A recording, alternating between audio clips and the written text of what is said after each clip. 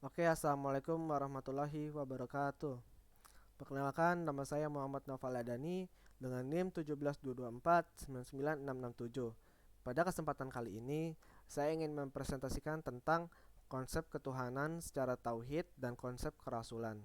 Oke, tanpa berlama-lama langsung saja kita ke materinya. Yang pertama, pengertian tauhid. Tauhid secara bahasa Arab merupakan bentuk masdar dari fi'ih wahada yuwahidu dengan huruf H di tasdid yang artinya menjadikan sesuatu satu saja. Syaikh Muhammad bin Salih Al-Utsaimin berkata, makna ini tidak tepat kecuali diikuti dengan penafian, yaitu menafikan segala sesuatu selain sesuatu yang kita jadikan satu saja, kemudian baru menetapkannya. Secara istilah Secara istilah syar'i, makna tauhid adalah menjadikan Allah sebagai satu-satunya sesembahan yang benar dengan segala kekhusuannya. Dari makna ini, sesungguhnya dapat dipahami bahwa banyak hal yang dijadikan sesembahan oleh manusia. Bisa jadi berupa malaikat, para nabi, orang-orang salih, atau bahkan makhluk Allah yang lain. Namun, seorang yang bertauhid hanya menjadikan Allah sebagai satu-satunya sesembahan saja. Ilmu tauhid adalah ilmu yang membicarakan tentang wujudnya Allah, sifat-sifat yang tidak ada padanya. Menurut istilah agama Islam, tauhid ialah keyakinan tentang dalil-dalilnya yang menjurus pada kesimpulan bahwa Tuhan itu satu, yaitu Allah Subhanahu wa taala.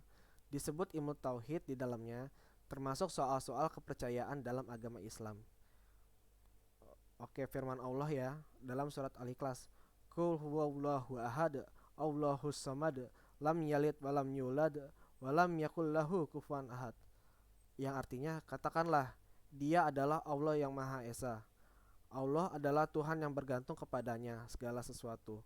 Dia tidak beranak dan tidak pula diperanakan, dan tidak pula ada seorang pun yang setara dengan Dia. Surat Al-Ikhlas pada ayat 1 sampai 4. Oke, selanjutnya pembagian tauhid. Tauhid sendiri terbagi menjadi tiga, yaitu tauhid rububiyah, tauhid uluhiyah, dan tauhid al-asma wa sifat. Yang pertama, tauhid rububiyah. Yang dimaksud dengan tauhid rububiyah adalah mentauhidkan Allah dalam kejadian-kejadian yang hanya bisa dilakukan oleh Allah, serta menyatakan dengan tegas bahwa Allah Ta'ala adalah Rabb, Raja, dan pencipta sebuah makhluk, dan Allah lah yang mengatur dan mengubah keadaan mereka. Meyakini rububiyah yaitu meyakini kekuasaan Allah dalam mencipta dan mengatur alam semesta. Misalnya, meyakini bumi dan langit serta isinya diciptakan oleh Allah Subhanahu wa taala. Allah lah yang memberikan rizki, Allah lah yang mendatangkan badai dan hujan, Allah menggerakkan bintang-bintang, dan lain-lain dinyatakan dalam Al-Quran. Yang artinya dari surat Al-An'am yaitu, segala puji bagi Allah yang telah menciptakan langit dan bumi dan mengadakan gelap dan terang. Oke, selanjutnya tauhid uluhiyah. Tauhid uluhiyah adalah mentauhidkan Allah dalam segala bentuk peribadahan, baik yang lahir maupun batin. Yang berikut ini adalah dalil dari Al-Jadid, yaitu hanya engkaulah yang kami sembah dan hanya kepada engkaulah kami meminta pertolongan. Dari surat Al-Fatihah ayat 5. Ini surat yang ada yang di atas itu surat ya. Sedangkan makna ibadah adalah semua hal yang dicintai oleh Allah, baik berupa perkataan maupun perbuatan. Apa yang dimaksud dengan dicintai Allah sih? Yaitu segala sesuatu yang telah diperintahkan oleh Allah dan Rasulnya. Segala sesuatu yang dijanjikan balasan kebaikan bila melakukannya. Seperti sholat, puasa, bersodakoh, menyembelih. Termasuk ibadah juga berdoa, cinta, bertawakal, istighosah, dan istiqnah. Makna seorang yang bertauhid uluhiyah hanya menyerahkan semua ibadah ini kepada Allah semata dan tidak kepada orang lain ataupun yang lain. Sedangkan Orang kafir jahiliyah selain beribadah kepada Allah, mereka juga memohon, berdoa, beristighosa kepada selain Allah. Dan inilah yang diperangi Rasulullah. Ini juga inti dari ajaran para nabi dan rasul seluruhnya, mendakwahkan tauhid uluhiyah.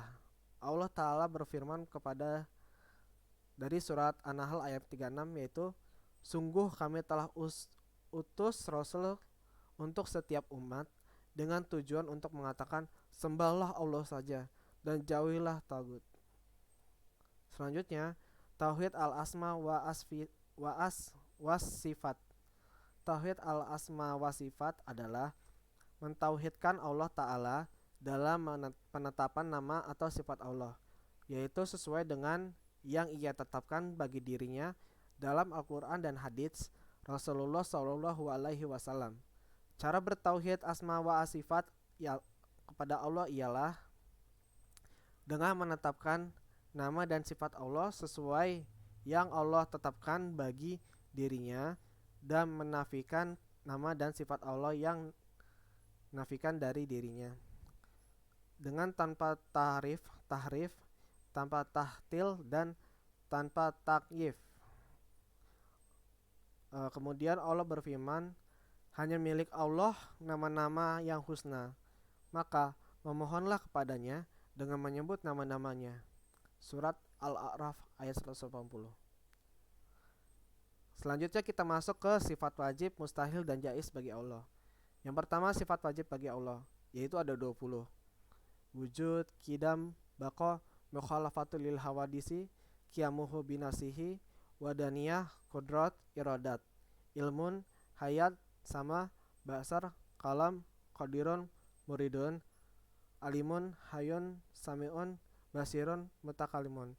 Yang artinya wujud berarti ada, kidam berarti terdahulu, bako berarti kekal, mukhalafatul lil hawadisi yaitu artinya berbeda pada makhluknya dengan makhluknya, qiyamuhu binafsihi artinya berdiri sendiri, wadaniyah yaitu Allah Maha Tunggal, qudrat artinya berkuasa, iradat artinya Allah Maha berkehendak, ilmun artinya Maha mengetahui, hayat artinya hidup, sama artinya mendengar, basar artinya melihat, kalam artinya berfirman, qadirun artinya berkuasa, muridun artinya berkehendak, alimun artinya mengetahui, hayun artinya hidup, sami'un artinya mendengar, basirun artinya melihat, dan mutakalimun artinya berbicara.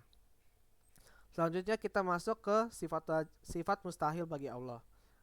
Sama dengan sebelumnya ada 20, yaitu adam, hadus, fana, mumat salatul lil hawadisi, itiyaju ligorihi, ta'adud, ajzun, karahah, jahlun, mautun, samamun, ama, bakamun, kaunuhu ajiyah, kaunuhu karihan, kaunuhu jahilan, maitan, kaunuhu as-sahama, kaunuhu a'ma, kaunuhu abkama. Yang artinya adam yaitu Allah tiada, hudus artinya yang ada yang mendahului, fana akhirnya berakhir, mumasalatul lil hawadisi yaitu artinya ada yang menyamai, itiyaju ligorihi artinya memerlukan bantuan makhluk yang lain, ta'adud artinya berbilang, ajazun artinya lemah, kaharah artinya terpaksa, jahlun artinya bodoh, mautun artinya mati, samamun artinya tuli, ama artinya buta, bakamun artinya bisu, kaunuhu ajian artinya zat yang lemah, kaunuhu karihan artinya zat yang terpaksa, kaunuhu jahilian artinya zat yang sangat bodoh, maitan yaitu zat yang dapat mati atau meninggal, kaunuhu as-sama artinya zat yang tuli, kaunuhu a'ma artinya zat yang buta, kaunuhu abkama artinya zat yang bisu. Oke, selanjutnya sifat jaiz bagi Allah. Selain memiliki sifat wajib dan mustahil, Allah juga memiliki sifat jaiz.